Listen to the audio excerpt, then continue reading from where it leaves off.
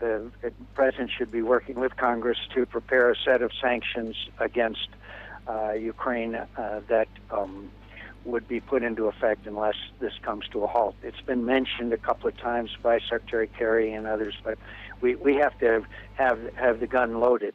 They're ready to fire that bullet if these continue. The second thing I think we got to do is speak up for these people. You know, one of the greatness of America is speaking up for people that are trying to assert their rights. The President of the United States, as far as I know, has not really said anything, and if he has, it hasn't been very forcefully.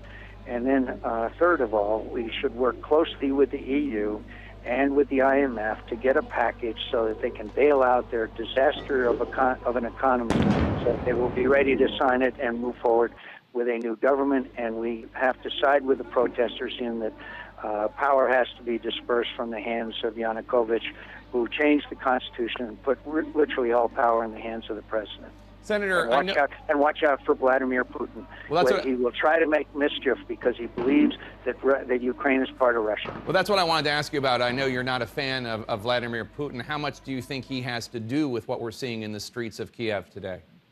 Oh, I think that they were saying that he is renewing the loans to Ukraine. Obviously, he's not a man known for his generosity. We really need to know what was behind that.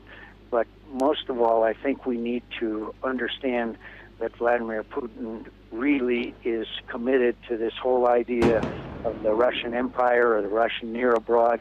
And I don't know exactly what he'll do, but nothing would surprise me. And I think we ought to tell Putin that interference in a way that in the ways that he might do it would be totally unacceptable to the United States.